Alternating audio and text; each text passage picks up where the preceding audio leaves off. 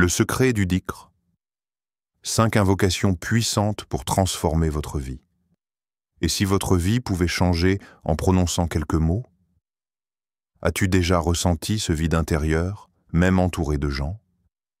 As-tu déjà eu l'impression que malgré tous tes efforts, rien ne change? Et si je te disais que dans la simplicité du dhikr, dans ces mots discrets murmurés à Allah, se cache une force qui transforme, qui guérit, qui élève? Allah dit dans le Coran, « Ceux qui ont cru et dont les cœurs se tranquillisent à l'évocation d'Allah. » N'est-ce point par l'évocation d'Allah que se tranquillisent les cœurs? Sourate Ar-Ra'd, verset 28. Aujourd'hui, je vais te révéler 5 invocations puissantes, capables de transformer ta vie. Mais ce n'est pas une simple liste. Chaque invocation est une clé spirituelle, une lumière accompagnée d'une histoire, d'une réflexion et d'un verset sacré. Subhanallah wa bihamdihi, Subhanallah al-Azim, gloire et louange à Allah, gloire à Allah le Très Grand. La pièce est presque vide, un sol froid, des murs nus, une fenêtre floue qui laisse à peine passer la lumière. Et au centre, posé avec délicatesse, un vieux tapis aux couleurs fanées, témoin silencieux de 1000 prosternations.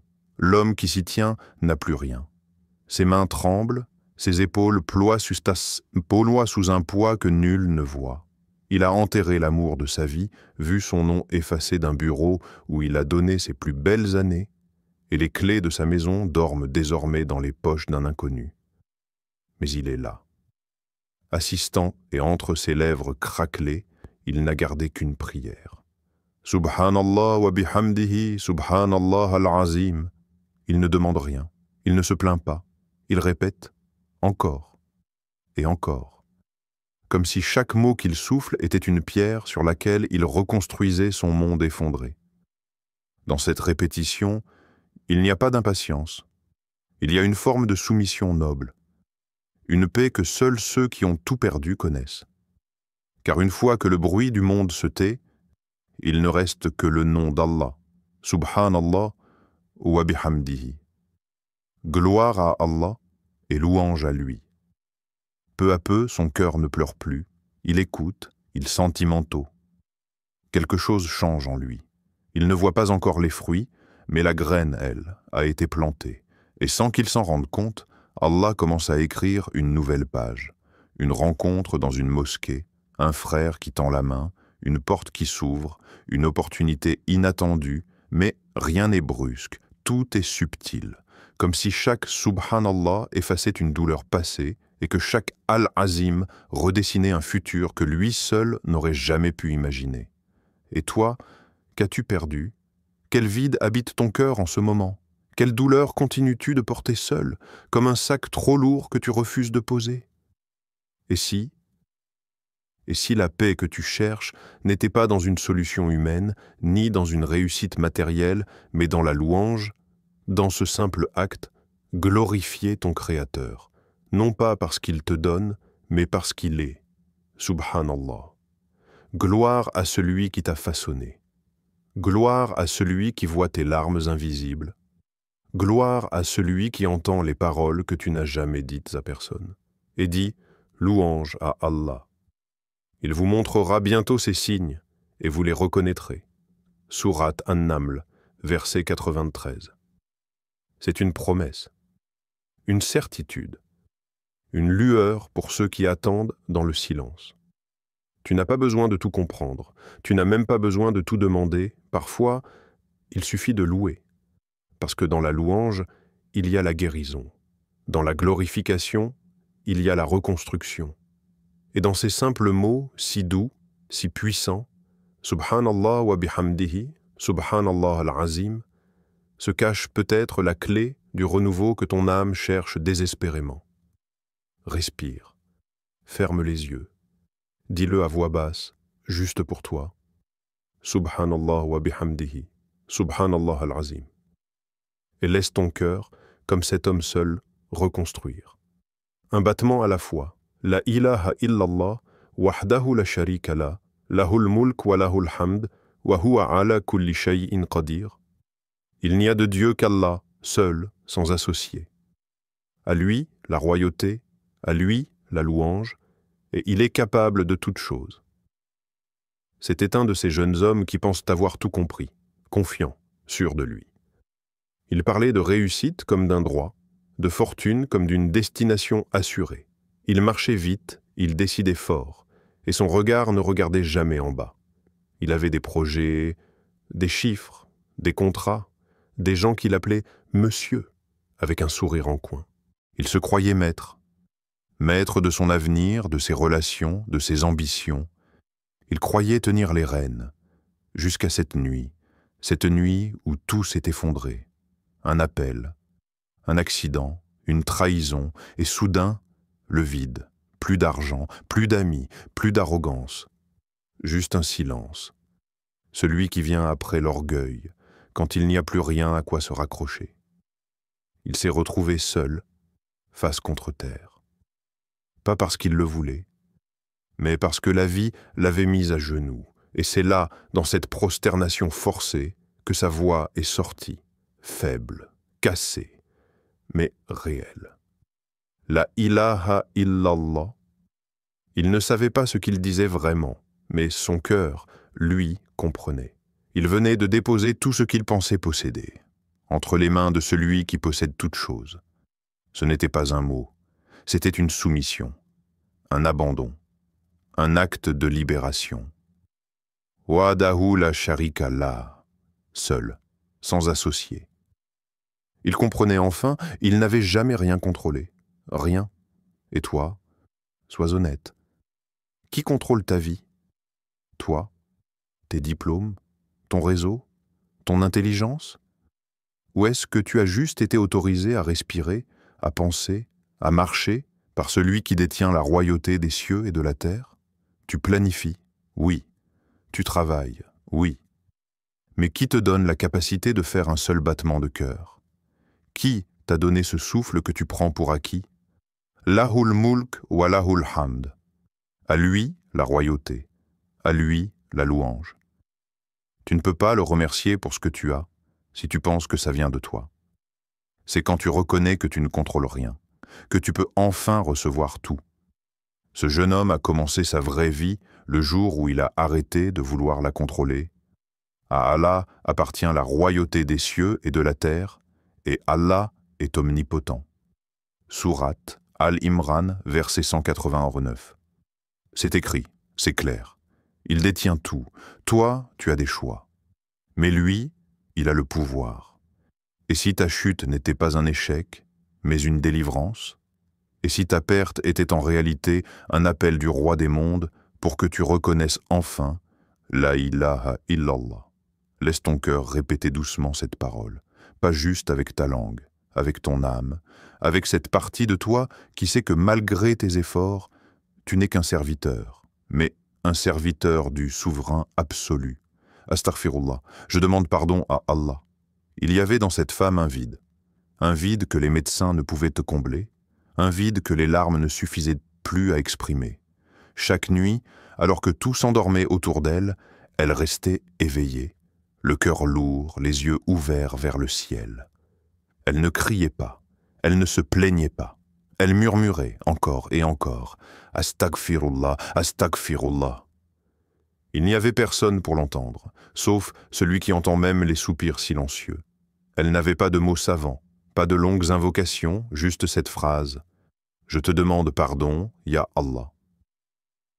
Et les jours passaient, et les nuits revenaient, toujours cette répétition, toujours ce chapelet de regrets et d'amour, de chagrin et de confiance. Puis un matin, un frisson nouveau, un apaisement, un silence différent, comme si quelque chose venait d'être lavé. Elle ne savait pas encore que son ventre allait s'ouvrir à la vie, mais son cœur, lui, était déjà revenu à la lumière. Ce n'était pas juste un enfant qu'Allah allait lui accorder, c'était une foi renouvelée, un lien réparé. Une pluie de miséricorde descendue sur une terre assoiffée. Et toi, combien de bénédictions sont suspendues au-dessus de ta vie, prêtes à descendre, prêtes à te transformer, mais qu'un cœur encore fermé empêche d'accueillir? Et si tu n'étais pas en manque de choses, mais en manque de pardon? Tu demandes, mais as-tu demandé pardon avant de demander autre chose? Et si ta guérison, ton mariage, ton travail, ton enfant, ton calme, ta direction, ton soulagement, étaient tous liés à cette simple parole, Astaghfirullah. Demandez pardon à votre Seigneur, car il est grand pardonneur. Il vous enverra du ciel des pluies abondantes. Il vous accordera richesse et enfants. Sourate Nour, versets 10 à 12. Ce verset n'est pas une promesse vague. C'est une équation divine. Le pardon ouvre les cieux. Il débloque les verrous. Il ramène les pluies. Tu ne vois peut-être pas encore la réponse? Mais à chaque Astaghfirullah, une porte s'entr'ouvre. À chaque Astaghfirullah, un nuage se forme au-dessus de toi. À chaque Astaghfirullah, Allah entend ton appel. Tu n'as pas besoin de beaucoup parler. Pas besoin d'attendre d'être parfait. Commence là où tu es, avec les fautes que tu portes, avec les blessures que tu caches, et dis Astaghfirullah. Ce mot est une lumière. Il ne vient pas de la langue. Il vient du cœur. Quand il s'incline, quand il reconnaît, quand il revient. Et si, ce soir, pendant que le monde dort, tu t'asseyais seul, et tu le disais 100 fois, 1000 fois comme cette femme. Pas pour supplier, mais pour nettoyer, pour t'ouvrir, pour redevenir libre. Car le pardon d'Allah n'est pas une fin, c'est un début. Le début de tout ce que tu crois avoir perdu. Le début d'un amour que tu n'as peut-être jamais connu, et le début d'un retour vers celui qui t'attend depuis toujours. Astaghfirullah. Dis-le doucement, et laisse-le ouvrir des portes que tu croyais fermées à jamais. Hasbi Allah. La ilaha illa huwa. Alayhi tawakkaltu wa huwa rabbul arshil azim. Allah me suffit. Il n'y a de Dieu que lui. En lui, je place ma confiance, et il est le Seigneur du trône immense. La nuit était glaciale, le sol humide. Autour d'elle, le grondement lointain de la guerre, une fillette, peut-être 8 ans, peut-être moins. Le visage noirci par la poussière, les pieds nus, le ventre vide et les bras vides aussi. Plus de mères à serrer, plus de pères à appeler, mais dans ses yeux, il n'y avait ni panique, ni désespoir. Il y avait un feu doux, une lumière silencieuse. Chaque nuit, elle s'installait dans un coin, sous un ciel qui semblait parfois ne rien voir, et elle murmurait « Hasbiyallah, Hasbiyallah ».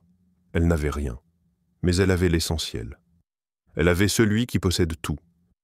Elle s'accrochait non pas au mur, ni aux gens, mais au trône du miséricordieux. Hasbiyallah, c'était sa couverture, son oreiller, son espoir, sa sécurité. Et puis, Allah envoya.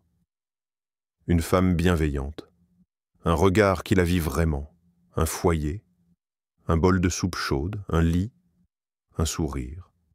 Pas parce qu'elle avait demandé au monde, mais parce qu'elle avait déposé sa vie entre les mains de celui qui ne déçoit jamais.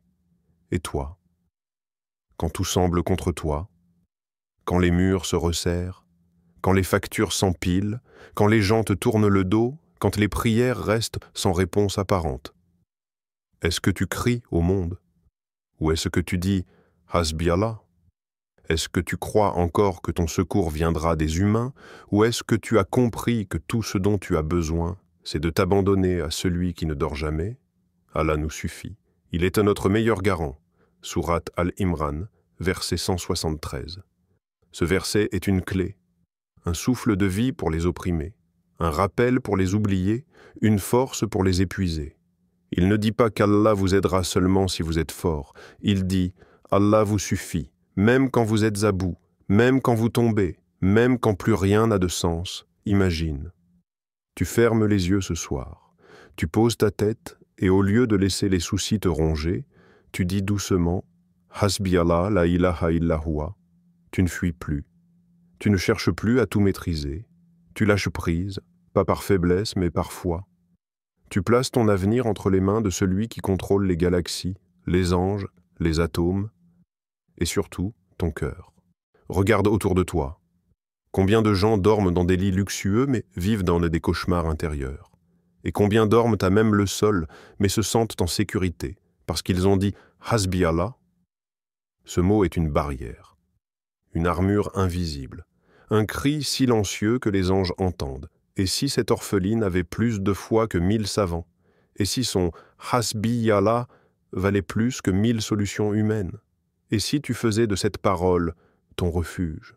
Ne cherche pas toujours comment les choses vont changer. Dis-le, avec le cœur, avec la langue, et laisse Allah écrire la suite. Hasbi Allah. Dis-le et repose-toi enfin. Ya Hayyu Ya Qayyum, bi rahmatika astaghith, ô vivant. Ô celui qui subsiste par lui-même, par ta miséricorde, je cherche secours. Silence. Juste le bip d'un moniteur, une pièce blanche, froide, un lit, un corps immobile, un homme en coma, 17 jours. Le médecin passe, regarde, note quelque chose, puis sort. Rien à faire. Les machines maintiennent la vie, mais le cœur, l'âme, perdu dans un monde entre deux mondes, à côté de lui, une femme, sa mère, usée, fatiguée. Mais chaque souffle est une prière. Chaque battement de son cœur répète « Ya Hayyu Ya Qayyum, bi rahmatika astaghith » encore et encore. Elle ne parle plus au corps, elle parle à l'âme, elle appelle celui qui donne la vie sans même que le cœur ne batte encore. Jour 5. Rien. Jour 10. Toujours rien. Jour 15. Le silence pèse. Jour 17. Les médecins disent « Il ne se réveillera pas ». Mais elle n'a jamais placé sa foi dans les pronostics. Elle connaît le vivant, celui qui n'oublie jamais un appel, celui qui entend même dans le coma, celui qui réveille ce que le monde pense endormi à jamais.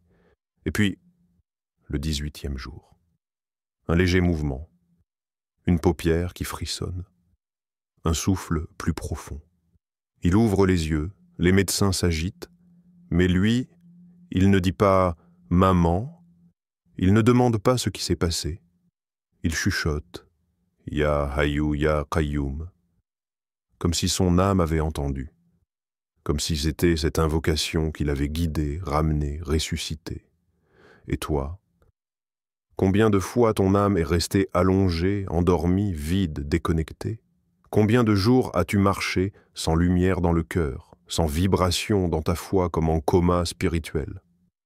Et si ton réveil ne dépendait pas d'une conférence ni d'un miracle extérieur, mais d'un simple murmure « Ya Hayyu Ya Qayyum, bi rahmatika astaghith », ce n'est pas juste une phrase, c'est une corde.